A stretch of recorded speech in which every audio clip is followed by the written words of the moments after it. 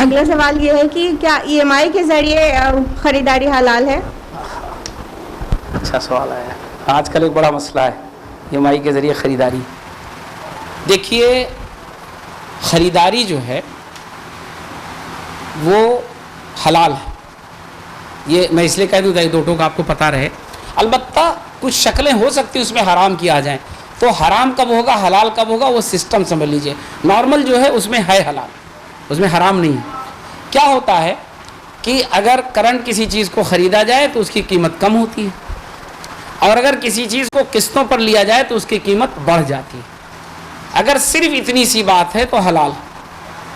ایسے ہی آپ سمجھیے آفر کی خریداری حلال ہے یا حرام ہے؟ بتائیے جلدی سے. آفر لگے رہتے ہیں نا, 60% آفر, تو حلال ہے یا حرام؟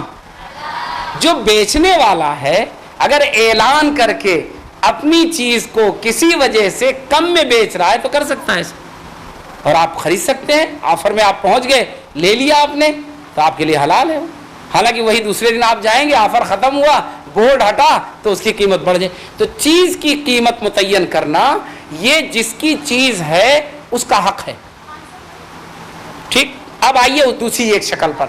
ایک شکل ایسی ہے کہ جس کی وجہ سے حرام ہو سکتا ہے. مثلا ایک آدمی نے اس پہ پرسنٹیج لگا دیا کہ 10 دن میں آپ پیسہ دیں گے تو 2%, اور 20 دن میں دیں گے تو 25%.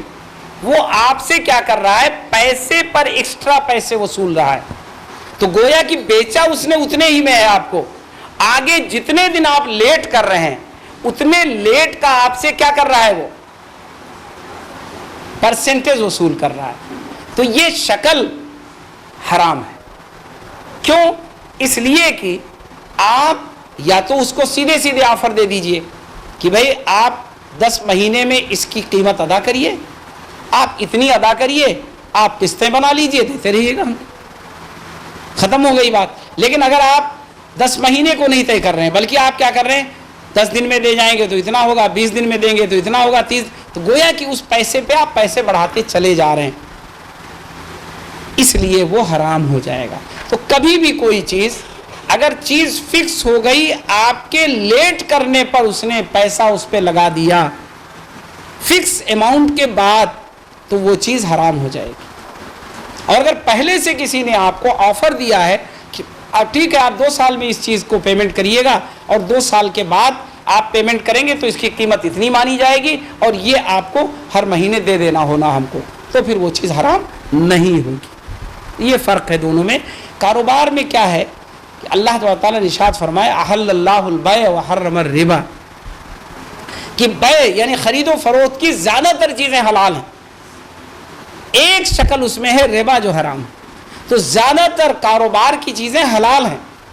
کچھ چیزیں ایسی آئیں گی جہاں ٹو دا پوائنٹ کسی کی مجبوری کا ایسا فائدہ اٹھایا جائے کہ اس کو باؤنڈ کر دیا جائے کہ جتنی تمہاری مجبوری بڑھتی جائے گی اتنا ہی ہم زیادہ تم سے وصول لیں گے, تو یہ چیز حرام ہو جائے گی.